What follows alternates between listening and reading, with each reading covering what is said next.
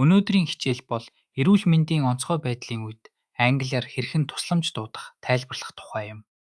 Хамгийн эхлээд түргэн тусламж дуудах хэллэг.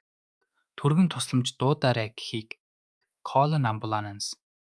Call an ambulance. Бидэнд эмч хэрэгтэй байна гэж хэлхийн тулд we need a doctor. We need a doctor. Ухаан алдсан эсвэл амьсгалахгүй байгаа хүнийг хэрхэн хэлэх вэ? Тэр эрэгтэй ухаангүй байна гэхийг he is unconscious. He is unconscious. Тэр эмэгтэй амьсгалахгүй байна гэж хэлэхдээ she is not breathing. She is not breathing.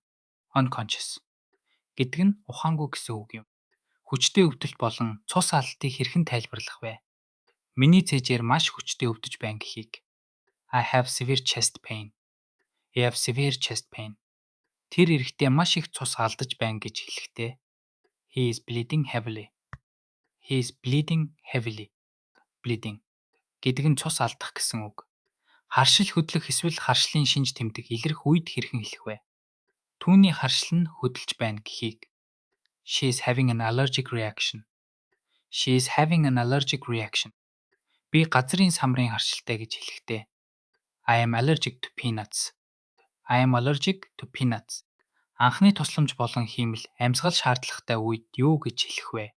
Энэ тийм л амьсгал хийж чадах хүн бэ нөө гэж асуухдаа Does anyone know CPR? Does anyone know CPR? Анхны тусламжийн хайрцаг авчраарай гэхийг Bring a first aid kit. Bring a first aid kit. Түргэн тусламжийн оператортай ярих үед байршлаа маш тодорхой хэлэх хэрэгтэй. Би төв цэцэрлэгт хүрээлэнд байна гэж хэлэхдээ We are at the Central Park. We are at the Central Park. Хурдлаарай гэхийг Please hurry. Please hurry. Байршлаа. We are at гэж эхлээд хэлнэ. Өнөөдрийн хичээлд гарсан чухал үгсийг давтацгаая. Онцгой байдал гэхийг emergency. Emergency. Түргэний эмч буюу яаралтай тусламжийн ажилтан гэхийг paramedic. Paramedic. Судасны лугшилт гэхийг pulse. Pulse. Эдгээр үгсийг сайн тогтоогоод аваарай. Эцэст нь хэлэхэд онцгой байдлын үед тайван байгаарай.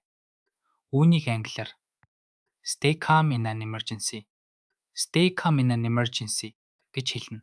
Баяртай.